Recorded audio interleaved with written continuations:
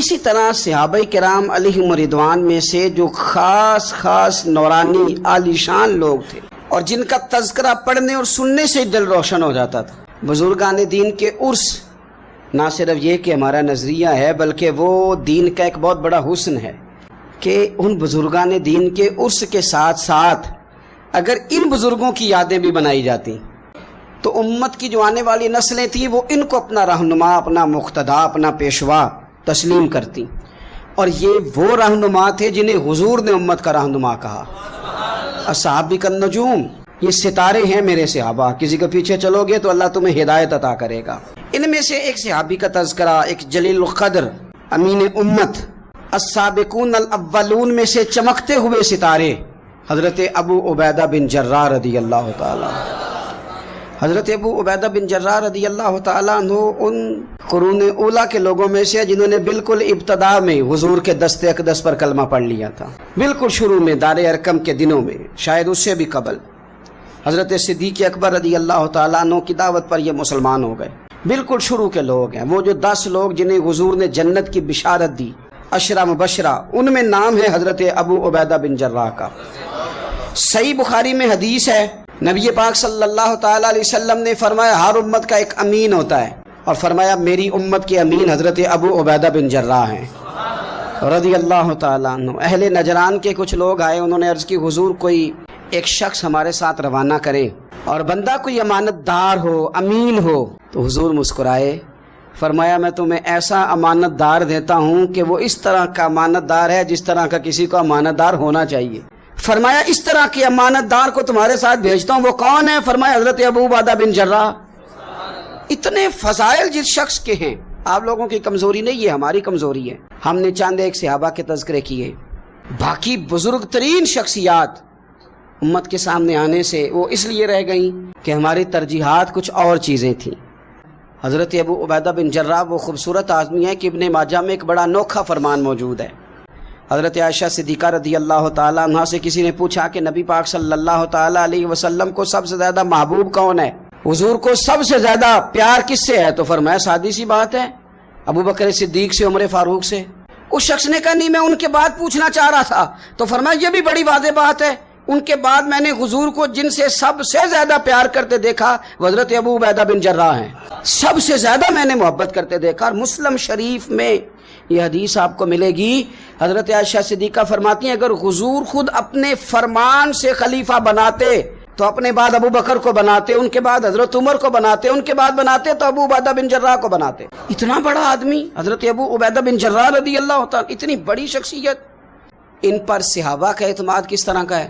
جب حضور علیہ السلام کے وصال ظاہری کے بعد صحابہ بیٹھے نا، میٹنگ ہو رہی تھی خلیفہ بنانے کے لیے، امت کا اجماع ہو رہا تھا حضرت صدیق اکبر پر، تو ایک دوسرے سے نہ پوچھا جا رہا تھا کہ آپ کی نظر میں اگر بیعت کی جائے تو کس کی جائے؟ تو امت کا اجماع جناب صدیق اکبر کی طرف تھا، تو حضرت صدیق اکبر سے پوچھا گیا آپ بتائیے اگر آپ بیعت کریں گے تو کس کی کریں گے؟ تو حضرت صدیق اکبر نے کہا 2 لوگوں کی، اگر حضرت عمر کو آگے لگاؤ گے تو پھر بھی میں بیعت کر لوں گا، اور اگر ابو عبیدہ بن جراح کو آگے لگاؤ گے تو میں پھر بھی بیعت کر لوں گا، میں ان دونوں کی بیعت کرنے کو تیار ہوں۔ یار اتنا بڑا آدمی۔ حضرت عمر فاروق رضی اللہ تعالیٰ عنہ کا وصال ہو رہا ہے، چونکہ جناب ابو عبیدہ بن جراح رضی اللہ تعالیٰ عنہ پہلے وصال فرما گئے تھے، تو جناب عمر فاروق رضی اللہ تعالیٰ عنہ کا وصال ہو رہا ہے۔ کسی نے کہا کسی کو خلیفہ نامزد کر دیں، فرمایا 6 لوگوں کی میں نے کمیٹی بنا لیا، کسی کو بنا لینا۔ اگر آج ابو عبیدہ بن جراح ہوتے تو پھر میں کمیٹی نہ بناتا، پھر میں ان کو امیر بناتا، اور اگر رب مجھ سے پوچھتا کہ عمر کس کو امیر بنا کے آئے ہو تو میں کہتا اے اللہ جسے تیرے نبی کریم نے امین فرمایا تھا انہیں میں امیر بنا آیا ہوں۔ اتنے بڑی شخصیات، اتنے بڑے نام، اتنا بڑا مرتبہ۔ 2 ہجرتیں کی حضرت ابو عبیدہ نے، حبشہ بھی گئے، مدینہ بھی آئے، ہر جہاد میں شامل ہوئے، اور عشق کے امتحان دینے کی باری آئے تو سب سے پہلے دیے۔ زرہ کی 2 کڑیاں ٹوٹ کے احد کے میدان میں حضور کے رخساروں میں پیوست ہو گئی تھی، دوڑ کے آئے حضرت ابو عبیدہ، اور ایک کڑی اتاری، اپنے دانت سے زور سے کھینچی تو ایک دانت ٹوٹ گیا، پھر دوسری کڑی زور سے نکالی حضور کے رخسار نور سے تو دوسرا دانت ٹوٹ گیا، لیکن حضور کی تکلیف برداشت نہیں کر سکے۔ عجیب امتحان لیا، ان کی محبت نے بھی عجیب امتحان لیا۔ احد کے میدان میں ان کے والد ان کے مقابلے میں آ گئے تھے، یہاں تو مقابلہ ہوتا ہے نا ہمارا اپنے نفس کی خواہشات اور دین کا، تو غلبہ کچھ اور چیزیں لے جاتی ہیں، لیکن سامنے باپ ہے اور اس طرف دین ہے، حضور کی محبت ہے، نبی پاک کی غلامی ہے، قبول کس کو کرنا ہے؟ تو حضرت ابو عبیدہ نے پھر فیصلہ کیا، میدان احد میں تلوار اٹھائی اور باپ کی گردن کاٹ کے پھینک کے لوگوں کو بتایا کہ کائنات میں ہم سب سے بڑھ کے پیار کرتے ہیں تو مدینے والے محبوب سے کرتے ہیں۔ حضرت ابو عبیدہ بن جراح رضی اللہ تعالیٰ عنہ نے اس طرح قربانیاں پیش کی، میدان کے آدمی تھے، میدان میں رہے، لشکروں کی قیادت کی ساری زندگی۔ حضرت ابوبکر صدیق رضی اللہ تعالیٰ عنہ نے ان کو جہاد کے لیے بھیج دیا تھا۔ حضرت عمر کا بڑا اعتماد رہا۔ دوستی کس سے تھی؟ حضرت معاذ بن جبل سے۔ گہرے دوست کون تھے؟ حضرت خالد بن ولید۔ ان لوگوں سے گہری دوستی تھی، سادہ کھانا، سادہ مزاج۔ حضرت عمر فاروق رضی اللہ تعالیٰ عنہ ملک شام گئے، یہ بھی ملک شام میں تھے۔ جناب عمر فاروق کے مزاج میں جلال تھا۔ آپ نے کچھ لوگوں کو دیکھا جنہوں نے زرق برق لباس پہن لیے، بڑے بڑے عالی شان بنگلے بنا لیے، بڑے بڑے گھروں میں رہنے لگے۔ تو حضرت عمر کو اتنا جلال آیا کہ زمین پر اتر کے نا سنگریزے اٹھا کے تو لوگوں کو مارتے تھے۔ فرماتے تھے اتنی جلدی حضور کی تعلیم بھول گئے اور تم نے اجمیوں کے طریقے اپنا لیے۔ اتنی تکلیف کے ساتھ حضرت عمر گفتگو کرتے، لیکن حضرت ابو عبیدہ سے ملتے تو فرماتے یار تھوڑی روٹی بھی کھایا کر۔ اتنا فقر، اتنی سادگی۔ اولین لوگوں میں سے مسلمانوں کا امیر المومنین بنانے کی باتیں کر رہے ہیں۔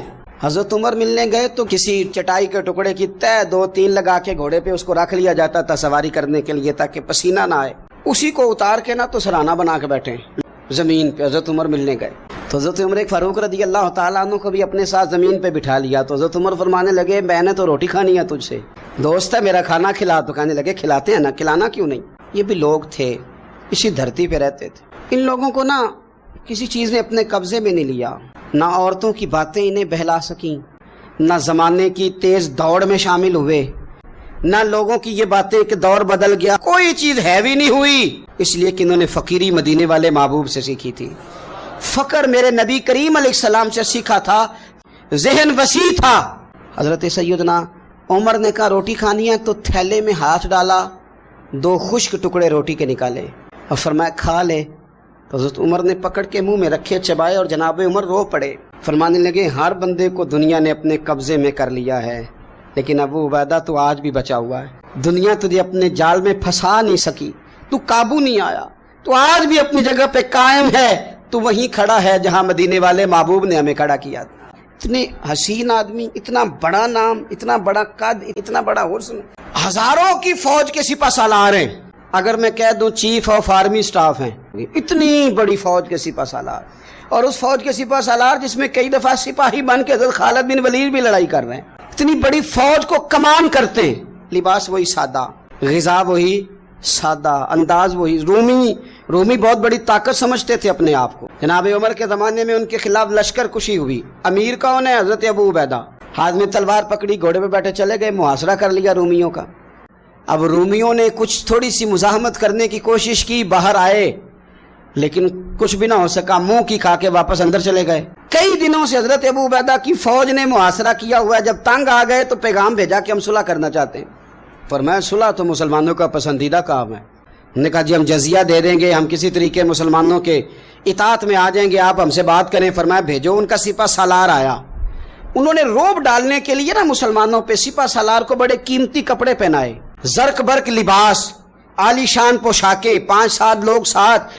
اب وہ بڑے اپنے انداز میں تو روب ڈالنے کے لیے آئے تھے نا، تو آ کے پوچھا مسلمانوں کے امیر کہاں ہیں لشکر کے؟ تو انہوں نے کہا ادھر ہی تھے، یہیں کہیں ہوں گے۔ وہ بڑا حیران ہوا کہ ہم تو بڑے لاؤ لشکر کے ساتھ آئے۔ یاد رکھ لیں روب کپڑوں کا نہیں ہوتا، روب کردار کا ہوتا ہے۔ پھر پوچھا کہاں ہیں؟ نے کہا جناب وہ سامنے خیمے میں دیکھ لو۔ وہ خیمے میں گئے تو اتنی بڑی فوج کا سپہ سالار زمین پہ بیٹھے اور اپنے تیر سیدھے کر رہے ہیں۔ اب وہ بڑے زرق برق لباس میں کہنے لگا ابو عبیدہ بن جراح آپ ہیں؟ فرمایا میں ہی ہوں۔ کہا ملنا تھا؟ فرمایا آ جاؤ۔ کہنے لگا آپ تو زمین پہ بیٹھے ہیں۔ تو آپ فرمانے لگے ہمارے بزرگ زمین پہ ہی چلتے تھے، زمین پہ ہی بیٹھتے تھے، زمین پہ ہی کھاتے تھے، نیند آتی تھی تو زمین پہ ہی سو جاتے تھے۔ وہ حیرانگی سے کہنے لگا آپ اتنے بڑے سپہ سالار ہو کے اس طرح رہتے ہیں؟ فرمانے لگے میری ضروریات ساری پوری ہوتی ہیں، پھر بھی کبھی کوئی مشکل بن جائے تو میں تھوڑا سا قرضہ لے لیتا ہوں حضرت معاذ بن جبل سے، ان کو مشکل آ جائے تو مجھ سے لے لیتے ہیں، تو بالکل صحیح گزارا ہو رہا ہے کہ اس طرح کیوں بیٹھے ہیں؟ یہ کیا بات ہوئی؟ زمین پہ بیٹھے ہیں، زمین پہ بیٹھ کے خشک ٹکڑے کھا رہے ہیں، پر کہہ رہے ہیں بڑے مطمئن ہیں. یار کیا ہوا؟ کوئی ایسا مسئلہ نہیں. اگر کبھی مشکل آ جائے تو میرے دوست حضرت معاذ بن جبل تھوڑا قرضہ لے لیتا ہوں، ان کو ضرورت پڑے تو مجھ سے لے لیتے ہیں. رومی صلح بھی کر گئے، بات بھی کر گئے، پر جہاں جہاں گئے نا حضرت ابو عبیدہ بن جراح کا فقر بھی بیان کرتے گئے. یعنی کچھ امیر لوگ ہیں وہ کئی دفعہ جلسوں کا ٹائم لینے آتے ہیں تو لگتا ہے کہ پیرانے پیر ہیں یہ. کبھی کبھی بڑی تکلیف. میں ابھی تھوڑے دن پہلے بڑے لمبے سفر پہ تھا. صبح میں 8:30 گھر سے نکلا 8:30 اور میں 2-2:30 بجے وہاں پہنچا. لیکن 10 کیمرے لگے ہوئے، آپ کی کار سے نکلنے کی فوٹو، آپ کی بیٹھنے کی فوٹو، آپ کے آنے کی فوٹو، میرے گھر میں داخل ہونے کی فوٹو، فریزر کے ساتھ فوٹو، اندر والے دروازے کے ساتھ فوٹو. اب آپ کے سامنے 15 کیمرے چل رہے ہیں، آپ ٹانگ بھی سیدھی نہیں کر سکتے کیونکہ آپ کو بڑا سیٹ ہو کے بیٹھنا ہے، فوٹو ہو رہی ہے. تو کافی ٹائم گزر گیا تو میں نے ان سے کہا کہ یار میں 7-8 گھنٹے سے مجھے مہربانی کرو ٹانگیں تو سیدھی کر لینے اور مہربانی کرو ایک پانی کا گلاس ہی دے دو، چائے کا کپ ہی پوچھ لو. ٹھیک ہو گیا سارا کچھ اپنی جگہ پہ. لیکن یہ کچھ مزاج، ہم نے تو بزرگوں کے پاس بیٹھ کے وقت گزارا ہے. اور میں آپ کو ایمانداری سے کہتا ہوں، میں کسان کا بیٹا ہوں. میں بڑے شوق سے رات میں نے اچار سے روٹی کھائی ہے. گھر والوں نے کہا کہ کچھ بنا دیتے ہیں، میں کہا اچار لے آؤ نہ، پیا ہے نا. اس لیے کہ میں غریب ماں کا بیٹا ہوں. تسلی دیتا ہے، تشفی دیتا ہے، مجھے سکون دیتا ہے. میں اپنے غریب دوستوں کے اندر بیٹھ کے آج بھی فخر محسوس کرتا ہوں. بڑی کوٹھیاں تکلیف دیتی ہیں. حضرت ابو عبیدہ بن جراح رضی اللہ تعالیٰ عنہ نا اپنے گھر میں بیٹھ کے رو رہے تھے. تو کسی نے کہا کیوں رو رہے ہیں؟ مسند امام احمد بن حنبل میں موجود ہے. فرمانے لگے نبی پاک علیہ السلام نے مجھے ایک دن کہا تھا کہ فتح ہو جائے گی، بڑے بڑے علاقے فتح ہوں گے، تو اپنے آپ کو سنبھال کے رکھنا. 3 خادم تیرے لیے کافی ہیں، ایک جو گھر میں کام کاج کرے، ایک جو تیری خدمت کرے، ایک جو تیرے سفر میں جائے، اور 3 سواریاں تیرے لیے کافی ہیں. زیادہ لوگوں نے بڑے بڑے جانور رکھے ہوتے تھے نا، 3 سواریاں ابو عبیدہ تیرے لیے کافی ہیں. ایک تیرے سفر کے لیے، ایک مال و اسباب اٹھانے کے لیے، ایک تیرے غلام کے لیے. زیادہ مال نہ جمع کرنا. یہ بات کرتے ہوئے رو پڑے. فرمانے لگے ہم لوگ اس جگہ رہ نہیں سکے جہاں حضور نے کھڑا کیا تھا. میرا استبل گھوڑوں سے بھر گیا ہے اور میرے گھر میں غلام بھی زیادہ ہیں. حالانکہ صحابہ کہتے ہیں کہ کچھ ایسا نہیں تھا، لیکن چند چیزیں جو موجود تھی ان پر بھی روتے تھے.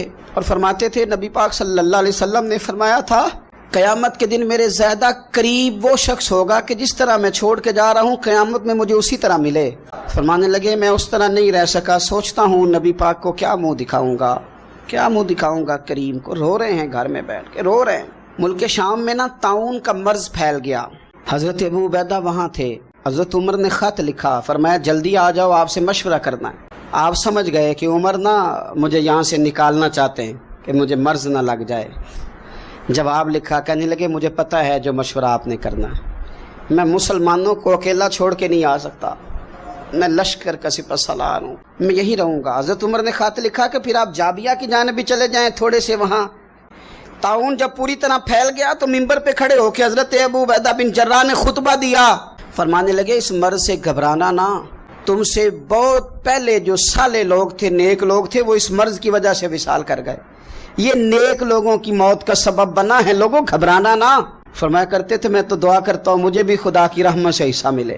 آپ جمعے کی نماز مسجد اقصیٰ میں پڑھنے جا رہے تھے تو رستے میں طاعون کا حملہ ہوا، وصال ہوا. طاعون کے مرض سے 10 مبشرہ صحابی، امین امت، 58 سال عمر. جنازہ حضرت معاذ ابن جبل نے پڑھایا اور فرمانے لگے لوگوں پتہ ہے تمہیں آج کون گیا ہے؟ آج وہ گئے ہیں جنہیں حضور نے امین امت کہا تھا. آج وہ ہستی اٹھ گئی جنہیں نبی کریم علیہ السلام نے امین امت فرمایا تھا. حضرت معاذ ابن جبل نے جنازہ پڑھایا تو کچھ دنوں میں حضرت معاذ ابن جبل بھی طاعون کے مرض سے وصال کر گئے. ان پر بھی یہ حملہ ہوا. ملک شام میں ابو عبیدہ بن جراح کا مزار پر انوار ہے. حضور سے فقر سیکھا، زندگی فقیری میں گزاری. کسی مقام پہ بھی اپنے آپ کو حضور کی تعلیمات سے پیچھے نہیں کیا. عظیم لوگ تھے، ان کی زندگیوں کو پڑھیں.